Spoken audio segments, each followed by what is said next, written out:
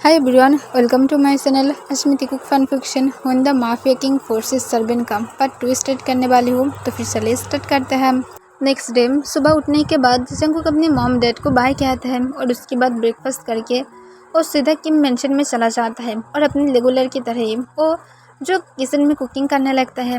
तंग फ्रेश होने के बाद जो टॉवल पहनकर नीचे आ जाता है। ऐसा नहीं था कि तंग ऐसा घूमता नहीं है, ये उसकी मेंशन है, वो हमेशा ही ऐसा घूमता है। फिर तंग आने के बाद देखता है उसके सारे गार्ड जो एक बॉय को पकड़ कर रखा था और वो जो फ्लोर पर अपने घुटनों पर बैठा हुआ था। तब तंग ये देखने के बाद स्माइल करता है और कहता है, फाइनली तुम मेरे हाथ में आ ही गए हो। तब वो इंसान कहता है, तुम्हें क्या लगता है कि मैं तुम्हारे सामने डर जाऊंगी अगर तुम मुझे डराने की कोशिश भी करोगे? तब तंग कहता है, बहुत ही ज़्यादा हिम्मत दिखा रहे हो तुम, पर तुम ये जानते हो तुम्हारी ये हिम्मत ज़्यादा टाइम तक नहीं टिकेगा, क्योंकि मुझे ये पसंद नहीं है। और मेन इम्पॉर्टेंट, तुम क्या किए थे? मुझे मारने की कोशिश किए थे किम तांग को। सच में ये क्या एक जोक था? किम तांग को मारने की कोशिश किए थे और तुम उसके बाद ही भाग गए, क्योंकि तुम जानते थे मैं तुम्हारी मौत हूँ और मैं कभी भी तुम्हें मार सकती हूँ। तो फिर ये क्या डर नहीं था? मुझे बोलो। तब ये सुनने के बाद वो इंसान थोड़ा सा डर जाता है, पर फिर भी वो हिम्मत करके कहता है, मैं तुमसे नहीं डरती हूँ और एक दिन देखना तुम मर जाओगे। तुम कभी भी अपनी इस डार्क वर्ल्ड में जिंदा नहीं रह सकते हो, ये बात हमेशा याद रखना। तुम जल्दी ही मरोगे, मेरे हाथ में हो या तो किसी और के हाथ में हो। अगर मुझे चांस मिलेगा तो फिर मैं तुम्हें अभी मार डालूंगी। तब तंग ये सुनने के बाद उसके पास जाता है और उसके फेस पर बहुत ज़ोर से पंच मारते हुए कहता है, रियली तुम मुझे मारोगे? और ये कहकर तंग उसकी फेस पर लगातार पंच मारने लगता है जब तक उसकी फेस की हालत बिगड़ नहीं जाता है। उससे बहुत ही ज़्यादा ब्लीडिंग भी हो रहा था। तब तंग गुस्से से कहता है, दोबारा यही बात कहकर दिखाओ कि तुम किम तांग को मारना चाहते हो, द माफिया किंग को मारना चाहते हो। तब वो इंसान जो फिर भी मुश्किल से कहता है, मैं तुमसे नहीं डरती हूँ, मैं तुम्हें ज़रूर मारूंगी, या तो कोई और तुम्हें। तभी तंग अपनी गार्ड के पास से गन को ले लेता है और तुरंत ही उसके सिर पर शूट कर देता है। तब वो जो अपनी वर्ड को पूरा भी नहीं कर पाता है और उसकी डेड बॉडी नीचे फ्लोर पर गिर जाता है।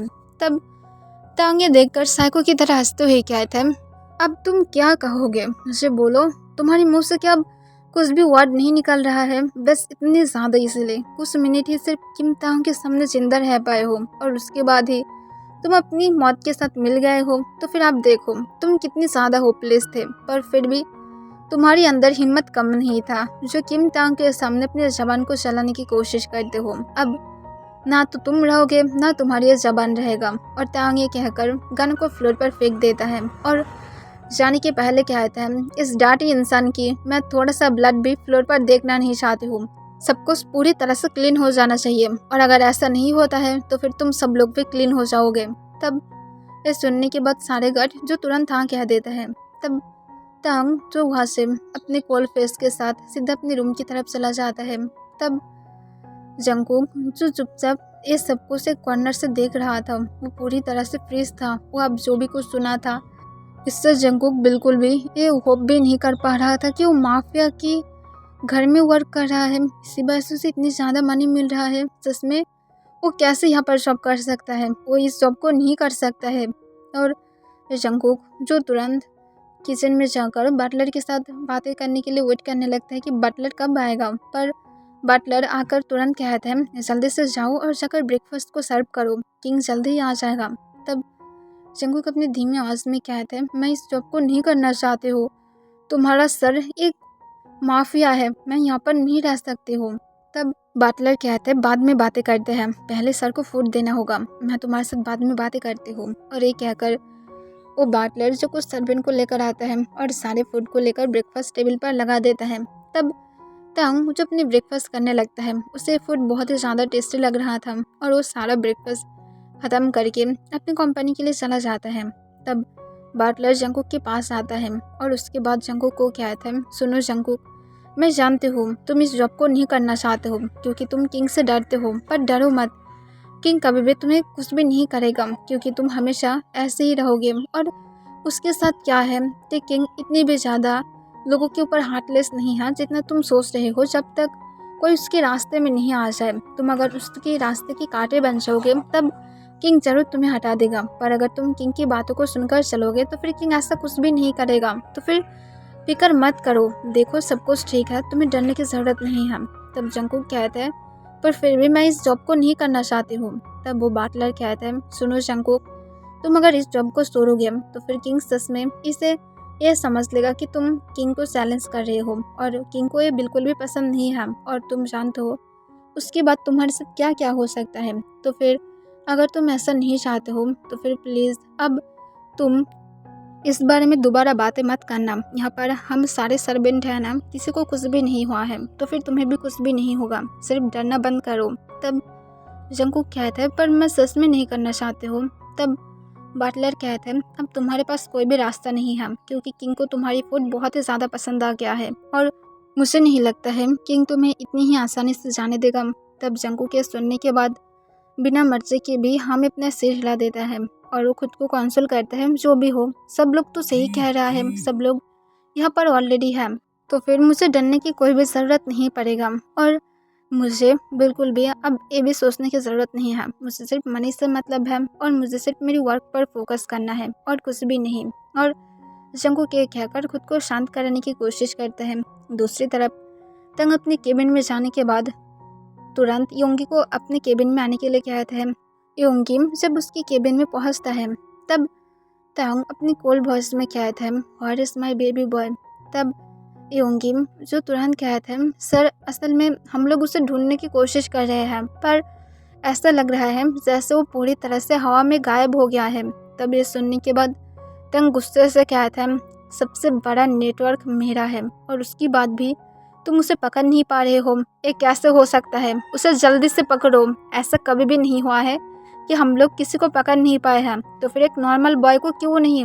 तब योंगी कहते हैं किंग असल में उसकी लोकेशन नहीं मिल रहा है, उसकी फ़ोन को हम लोग ट्रैक नहीं कर पा रहे हैं। कल लास्ट टाइम उसकी फ़ोन सिर्फ कैफ़े था कि हम लोग ट्रैक कर पाए थे, और उसके बाद बिल्कुल भी नहीं कर पाए हैं, जैसे वो पूरी तरह से हवा में गायब हो गया है। वो कोई ऐसी जगह पर चला गया है जहाँ पर नेटवर्क नहीं है, और हम लोग नेटवर्क के अलावा उसे पकड़ नहीं सकते हैं।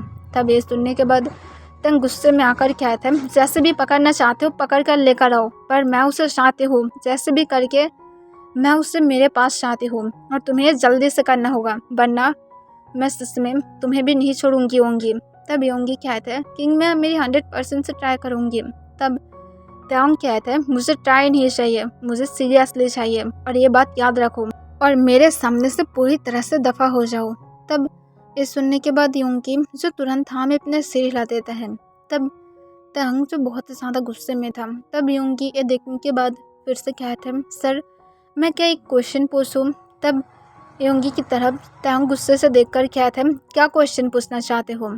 तब योंगी कहते हैं सर अगर आप उसे सच में चाहते हैं आपकी बेट के लिए, तो फिर क्यों ना मैं आपको उससे भी ज़्यादा कोई ब्यूटीफुल सा इंसान ढूंढ दूँ। तब तंग जो कुछ सेकंड तक सोचने लगता है, फिर कहता है नहीं मुझे इसकी ज़रूरत नहीं है, मैं पहले उसकी ही टेस्ट लूँगी, उसकी बात कोई और। तब इस सुनने के बाद योंगी जो हाँ कह देता है, और उसके बाद वहाँ से चला जाता है। योंगी बाहर निकलने के बाद अपने मन में कहता है जितनी भी ज़्यादा जंगकुक को क्यों न ढूंढने की कोशिश करो, हज़ारों गार्ड लगा दो, पर जंगकुक को कोई भी ढूंढ नहीं सकता है। मैं उसके बारे में खुद हर एक इन्फॉर्मेशन को छुपा दूंगी, वो जहाँ कहीं भी है मैं सिर्फ होप करूँगी कि वो सेव है। अच्छी बात है कि वो जहाँ पर है वो कोई भी नेटवर्क नहीं आता है, कोई भी उसकी लोकेशन को ट्रैक नहीं कर सकता है, ये बात और भी ज़्यादा अच्छा है। और ये कहने के बाद योंगी जो थोड़ा सा स्माइल करने लगता है, फिर वो जो अपनी बाकी वर्क के लिए चला जाता है, जबकि तंग बहुत ही ज़्यादा गुस्से में था कि वो सब लोग जंगकुक को ढूंढ नहीं पा रहा है, वो सिर्फ एक नॉर्मल बॉय है, पर फिर भी उसकी लोकेशन को कोई ट्रैक नहीं कर पा रहा है। ये सच में बहुत ही ज़्यादा अजीब बात है। तंग की कभी भी कोई भी हैकर ऐसा नहीं था जो लोग उसकी लोकेशन को ट्रैक नहीं कर पाता है, या तो कोई एक ऐसा इंसान है जो तंग के बीच में ही रहकर उसके पास जाने से रोक रहा है ताकि वो जंगकुक को ढूंढ ना पाए। और तंग के माइंड में यही सब कुछ चल रहा था। वह आने के बाद तंग जो ऐसे ही जंगकुक को ढूंढने की कोशिश कर रहा था, पर वो जंगकुक को बिल्कुल भी ढूंढ नहीं पा रहा था। वो नहीं जानता है जंगकुक कैसे गायब हो गया है। वो सच में होपलेस फील कर रहा था। उसकी इतनी ज़्यादा पावर होने के बाद भी एक नॉर्मल बॉय को ढूंढ नहीं पा रहा है। और दूसरी तरफ जंगकुक जो एवरीडे ही तांग के लिए कुकिंग करके उसके लिए फूड सर्व करके जल्दी से वहाँ से चला जाता था, क्योंकि वो तांग के सामने नहीं जाना चाहता था। और ये तांग की भी एक रूल था कि सर्वेंट उसके खाने के टाइम पर नहीं रह सकता है। इस वजह से जंगकुक खुद भी कभी भी तांग के सामने नहीं जाता था, और इस वजह से वो दोनों कभी भी एक दूसरे के साथ नहीं मिला है। रात के 8 बजे जंगकुक जब डिनर रेडी करने के लिए जाने वाला था, तभी बाटलर जंगकुक को रोक देता है और जंगकुक को कहता है, जंगकुक तुम आज डिनर रेडी नहीं करोगे, सर आज एक पार्टी के लिए गया है और सर शायद आज डिनर करके ही वापस आएगा। तब ये सुनने के बाद जंगकुक कहता है, ठीक है तो फिर मैं घर में चले जाऊँ। तब बाटलर जो कहते हैं, तुम यहाँ पर क्यों नहीं रुक जाते हो। तब जंगकुक कहता है, नहीं मैं नहीं रुक सकती हूँ। तब बाटलर कहता है, असल में इसलिए कह रहा था क्योंकि आज सारे सर्वेंट जो है आज सब लोग छुट्टी पर जाने वाला है और मुझे डर है अगर सर आने के बाद अचानक से कहा कि उसे भूख लगा है तो फिर क्या होगा। इसी वजह से मैं कह रहा था तुम रुक जाओ, ताकि सर आने के बाद उससे अगर फूड की ज़रूरत पड़ा तो फिर तुम उसे फूड दे सकते हो। तब जंगकुक कहता है, पर मुझे घर में जाना था। तब बाटलर कहता है, रुक जाओ तुम्हें इसके बदले में मनी मिलेगा। तब जंगकुक कहता है, पर मुझे उससे डर लगता है। तब इस सुनने के बाद बाटलर कहता है, डरो मत, उस सर्वेंट के ऊपर कभी भी एक मॉन्स्टर नहीं बनता है। तब ये सुनने के बाद जंगकुक हाँ कह देता है। फिर बाटलर कहते हैं, और याद रखना 2-3 सर्वेंट यहाँ पर रहेगा तो फिर बिल्कुल भी मत डरना, और बाहर गार्ड भी है। तब ये सुनने के बाद जंगकुक फिर से हाँ कह देता है। फिर कहते हैं, तो फिर मैं अब कहाँ पर रहूँगी।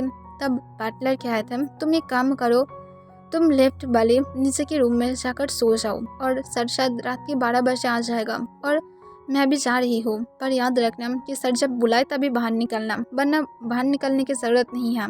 तब ये सुनने के बाद जंगकुक जो हाँ कह देता है और उसके बाद जंगकुक जाकर जो सो जाता है। रात के 1 बजे जंगकुक को अचानक से प्यास लगने लगता है। तब जंगकुक जो पानी पीने के लिए किचन में चला जाता है। वो पानी पीकर जब ग्लास को टेबल पर रखने ही वाला था, तभी वो अचानक से हॉल रूम से कुछ आवाज़ सुनता है। तब जंगकुक ग्लास को रखकर जल्दी से हॉल रूम में चला जाता है। वो हॉल रूम में जाने के बाद पूरी तरह से शॉक हो जाता है, क्योंकि वहाँ पर ताऊं जो एक गर्ल को बहुत ही ज़्यादा एग्रेसिवली किस कर रहा था, और उसे किस करते हुए सीधा काउस पर आ जाता है और अपनी टाई को लूज करते हुए उसे और भी ज़्यादा एग्रेसिवली किस करने लगता है। तब ये देखने के बाद जंगकुक जो थोड़ा शॉक था, पर वो सोचता है अब उसे ये बिल्कुल भी नहीं देखना चाहिए। पर वो तभी जो फ्रीज हो जाता है जब वो देखता है तांग उस गर्ल की क्लोथ को फाड़ दिया था और उसकी ऑलमोस्ट ब्रा को भी ओपन करने वाला था। तब ये देखने के बाद जंगकुक जो तुरंत वहाँ से जाने की कोशिश करता है, पर गलती से पास ही की टेबल पर रखा हुआ एक बैग जो नीचे गिर जाता है और वो टूट जाता है। तब तांग जो अचानक से किस करना बंद कर देता है और वो उस तरफ देखता है जिस तरफ से आवाज़ आ रहा था। तब तांग देखता है वहाँ पर एक बॉय जो फ्रीज होकर खड़ा हुआ था। तब तांग गुस्से से अपनी कोल वॉइस में कहता है, तुम्हारी इतनी ज़्यादा हिम्मत कि तुम मेरी फेवरेट बैग को तोड़ दिया हो। तब इस सुनने के बाद जंगकुक जो तुरंत पीछे की तरफ टर्न होता है और अपनी सिर नीचे की तरफ करते हुए कहते हैं, सॉरी सर, मुझे माफ़ कर देना, मैं डिस्टर्ब नहीं करूँगी, प्लीज़ सब लोग एंजॉय कीजिए। और ये कहकर जंगकुक जब जाने की कोशिश करता है, तभी तांग उसे रोक देता है और कहता है, 1 मिनट रुको।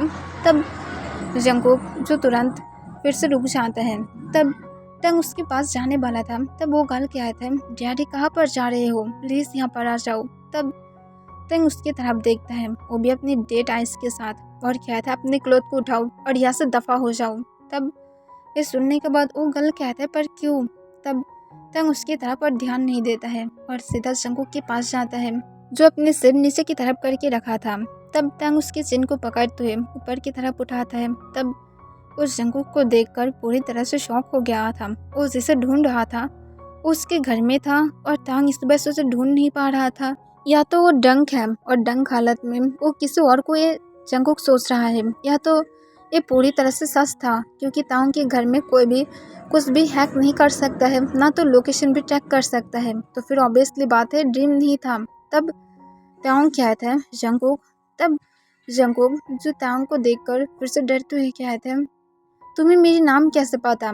तब तांग की फेस पर एक केवल स्माइल आ जाता है और कहते हैं, मुझे मेरी बैग के लिए मनी पे करो।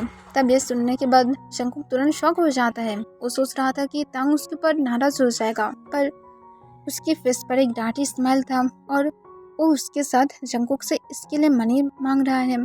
तब जंगकुक अपनी शेकिंग वॉइस में कहता है कितनी मनी है। तब तांग कहता है ज़्यादा नहीं है, सिर्फ इसके लिए तुम्हें मुझे 10 मिलियन देना पड़ेगा। तब ये सुनने के बाद जंगकुक पूरी तरह से शॉक हो जाता है और कहता है मेरे पास इतनी ज़्यादा मनी नहीं है, अगर मैं मेरे घर को भी बेच दूंगी तब भी नहीं होगा। तब ये सुनने के बाद तंग अपना आइस को रोल करते हुए कहता है तुम जानते हो ये मेरी फेवरेट था और मुझे ये चाहिए, अगर तुम मुझे ये नहीं दे सकते हो तो फिर तुम्हें जल्दी ही मुझे मनी पे करना होगा। तब ये सुनने के बाद जंगकुक कहता है मैं सच में नहीं कर सकती हूँ, प्लीज़। तब वो गर्ल जो तांग के साथ आया था वो तुरंत तांग को कहता है डैडी प्लीज़ चलो, इसके बारे में भूल जाओ, बाद में इसे पनिश करना। तब तांग पीछे की तरफ टर्न होता है और अपने कोल वॉइस में कहता है यहाँ से दफ़ा होना चाहते हो या तो मेरे हाथ में मरना चाहते हो। और ये कहकर तांग अपनी पैंट के पीछे से अपने गन को निकालता है और उसकी तरफ पॉइंट आउट करता है। तब वो गर्ल जो तुरंत अपने फटे हुए क्लोथ को उठा लेता है और अपने साथ जो सूट लेकर आया था उससे खुद की बॉडी को ढककर जल्दी से बाहर चला जाता है। तब तंग फिर से जंगकुक की तरफ देखता है जो बहुत ही ज़्यादा डर रहा था। तब तांग कहता है डर रहे हो? तब जंगकुक कहता है प्लीज़ मुझे माफ़ कर दो, मैं यहाँ पर ही वर्क करती हूँ, अगर तुम चाहते हो तो फिर मेरी सैलरी से तुम इस मनी को तुरंत ही काट ले सकते हो, मुझे कोई भी प्रॉब्लम नहीं है। तब ये सुनने के बाद तांग कहता है मैं क्या सालों तक तुम्हारी मनी को काटते रहूँगी। तब जंगकुक जो नीचे की तरफ देखने लगता है और कहता है पर मेरे पास और पे करने की और कोई भी रास्ता नहीं है। तब ये सुनने के बाद तांग एक इविल स्माइल के साथ कहता है ज़रूर है। तब ये सुनने के बाद जंगकुक कहता है पर मैं कैसे कर सकती हूँ। तब तांग कहता है सिर्फ मेरे साथ चलो। और ये कहकर तांग जंगकुक को लेकर सीधा ऊपर अपने रूम की तरफ चला जाने लगता है। तब जंगकुक बहुत ही ज़्यादा डर रहा था पर वो मजबूर था, वो तांग को गुस्सा नहीं दिलाना चाहता है वरना वो खुद भी कब मर जाएगा उसे खुद भी पता नहीं है। फिर वो लोग जब रूम के अंदर जाते हैं तब तांग रूम की डोर को बंद कर देता है और जंगकुक को बेड पर धक्का देकर उसके ऊपर आ जाता है। तब जंगकुक डरते हुए तांग को खुद के पास से दूर धक्का देने की कोशिश करता है पर वो पूरी तरह से फेल हो जाता है। तब तांग स्माइल करके कहता है यहाँ से भागने की कोशिश बिल्कुल भी मत करना, तुम नहीं कर सकते हो, तुम सिर्फ मुझे मनी पे करोगे। तुम जानते हो मैं पूरे 1 वीक से तुम्हारे लिए वेट कर रहा था और मैं अब फाइनली तुम्हें ढूंढ लिया हो। मैं 1 वीक से पूरी तरह से भूखा हो, मैं किसी को भी मेरे बेड पर नहीं लेकर आ पाई और मैं जब आज लेकर आने की कोशिश किया तो फिर देखो तुम अब खुद ही मेरे पास आ गए हो, अब मैं कैसे तुम्हें छोड़ सकती हूँ। और ये कहकर तांग जो अपने लिप्स को लिक कर लेता है। तब जंगकुक जो कुछ आंसर करने ही वाला था पर उसके पहले ही तांग जो तुरंत बिना कोई टाइम वेस्ट किए जंगकुक के लिप्स को पकड़ लेता है।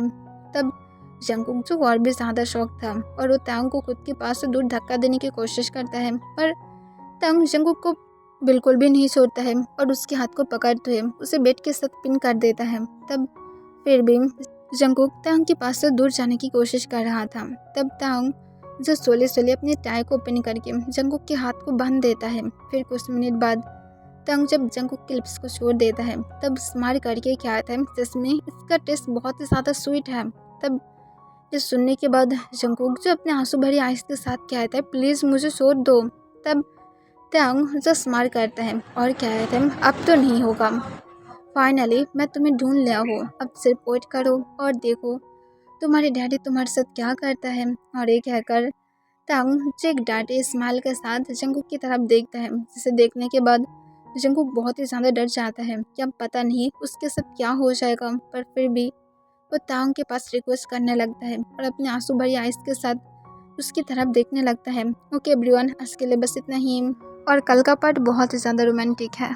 और एक बात मुझे पता है कि जिसने भी इसे कॉपी किया था उसकी मानना है कि उसने कॉपी नहीं किया है, पर मैं सच बोलूँ तो फिर एक ऐसा नहीं हो सकता है, उसने आगे जाकर स्टोरी को चेंज किया है आई नो, पर स्टार्टिंग में क्या था उसने टॉप जेके दिया है, यहाँ पर टॉप तेई है, जेके की सेक्रेटरी शुगा है, यहाँ पर तेई की सेक्रेटरी शुगा है और उसके साथ सर्वेंट वहाँ पर बॉटम ही है, वहाँ पर उसके साथ तेई है, यहाँ पर जेके है। पर उसने क्या ये नोटिस किया है कि नेम भी सेम है, मतलब सब कुछ एकदम सेम है, स्टार्टिंग से एकदम सब कुछ सेम है। तो पर फिर भी वो कह रहा है कि ये उसकी स्टोरी है। मैं मानती हूँ कि स्टोरी उसकी है पर कभी भी इतनी ज़्यादा सिमिलर किसी की थॉट हो सकता है, सच में इतनी ज़्यादा सिमिलर। अगर उस स्टोरी में अगर शुगा की जगह पर कोई और देता तो फिर मैं मान लेती कि ठीक है भाई, सेक्रेटरी कोई और है और उसके साथ प्ले बॉय भी नहीं है, मैं मान लेती। पर इतनी ज़्यादा सेम कैसे मैं मान सकती हूँ सच में? या क्या आप लोग भी अगर सोचेंगे तो फिर इतनी ज़्यादा सेम कौन मान सकता है? ये क्या कॉपीएस नहीं लगता है? स्टोरी की नेम सेम होता है पर इसका मतलब ये तो नहीं है कि वो स्टोरी कॉपी हो जाएगा और जो पहले दिया था वही जाकर कहेगा कि ये मेरी स्टोरी है, तुम कॉपी क्या हो। उसने तो ऐसे ही कहा था कि मैं उसकी नेम को देखकर ये कहा हो, ऐसा नहीं है, मैं नेम को देखकर नहीं कह रही हूँ, क्योंकि बहुत सी नेम सेम होता है। जैसे मैं मेरी स्टोरी एक दिया था, my cruel husband want me, और माय क्रूल हस्बैंड, इस नेम की कितनी ज़्यादा स्टोरी है मैं खुद भी नहीं बता सकती हूँ। इस स्टोरी की नेम से बहुत सारा स्टोरीज है। टेकुक है, उसके साथ तेयोंग की भी है, जेके की है, यूनमिन है, हर एक एफएफ है जो क्रूल हस्बैंड की है। और इस पर हम लोग क्या कह सकते हैं? नेम से हम लोग कोई भी जज नहीं करते हैं। और हम लोग भी तुम्हें ये नहीं कह रहे हैं कि तुम फुल स्टोरी को कॉपी क्या हो। स्टार्टिंग में एकदम कॉपीएस है। अगर कोई उसकी स्टोरी को जाकर देखा है या तो उसके बाद मेरी स्टोरी को भी देख रहा है, उसे फ़र्क एकदम साफ साफ दिखाई देगा कि असल में फ़र्क कहाँ पर है। मैं उसकी फुल स्टोरी को नहीं सुना हूँ क्योंकि मुझे नहीं सुनना था। मैं स्टार्टिंग की 2-3 पार्ट सुना हूँ जो मेरी स्टोरी के साथ मिलता है, और उसके बाद मुझे बिल्कुल भी सुनने में कोई भी इंटरेस्ट नहीं आया, क्योंकि ये मेरी स्टोरी की ही पार्ट है जो मैं कैसे नहीं कह सकती हूँ। और उसके साथ उसे लगता है कि यूट्यूबिंग में कुछ भी नहीं होता है। यूट्यूब में सच में बहुत ही सब कुछ डार्क है, जैसा सोच रहे हो वैसा बिल्कुल भी नहीं है। हेटर्स बहुत ही ज़्यादा है, और अगर तुम कॉपी करोगे तो फिर ऑब्वियसली बात है तुम्हें सुनना पड़ेगा, क्योंकि जो भी लोग स्टोरी को राइट करता है वो बहुत ही ज़्यादा मुश्किल से राइट करता है। इतनी ज़्यादा इजी नहीं आता है स्टोरी। और सिर्फ इसी वजह से नहीं, बल्कि जब भी कोई स्टोरी स्टार्ट होता है तब हेट कमेंट बहुत ज़्यादा मिलता है, और मुझे भी तब इस स्टोरी में मिला था। और मैं इस स्टोरी को इतनी ज़्यादा आसानी से कैसे जाने दे सकती हूँ? सच में मुझे बुरा लगा था जब मुझे इस बारे में पता चला था। कम से कम मुझसे परमिशन तो लेना चाहिए था, पर उसके बाद उसने एक्सेप्ट भी नहीं किया। उसने सिर्फ ये कहा कि मैं नहीं जानती हूँ, मुझे नहीं पता, मैं सिर्फ आशियान की स्टोरी को सुनती हूँ, मैं उससे मोटिवेट होकर ये क्या हो, मैं स्टोरी को स्टार्ट किया हो तो फिर करो, मैं मना नहीं कर रही हूँ। तुम किसी से मोटिवेट हो रही हो, ये बहुत ही अच्छी बात है और करते रहो, तुम्हें कोई भी रोक नहीं रहा है। और ये मेरी री अपलोड वीडियोस है, मतलब मैं 4-5 मंथ पहले इसे ख़त्म किया था, पर मैं इसे फिर से री अपलोड कर रही हूँ। आई नो कि अब मैं उसकी पहले तो नहीं कर पाई, पर बाद में कर रही हूँ, क्योंकि मेरी 495 वीडियोस था जो कुछ रीजंस की वजह से अब यूट्यूब पर अवेलेबल नहीं है, और वहाँ पर शायद 18 या 20 तेगु कैफे था, और मैं उसे फिर से कंटिन्यू करूँगी। और शायद आगे जाकर ऐसे भी बहुत सारे मिल सकता है जो लोग मेरी स्टोरीज को कॉपी किया है। मैंने कि सब लोग सुना है, अब तो इन लोगों को बहुत ही ज़्यादा फ़ायदा है जो लोग कॉपी करने वाला है। पर मैं इसकी रियल ऑथर हूँ और मुझे पता चल ही जाएगा, क्योंकि एक सब्सक्राइबर कभी भी एक चैनल को लेकर पड़ा नहीं रहता है। वो लोग बहुत सारे चैनल को देखता है, सिर्फ एक चैनल को ही देखेगा, ये कभी भी नहीं होता है। और इस वजह से ऐसा कॉपीज बहुत सारे मिल जाता है।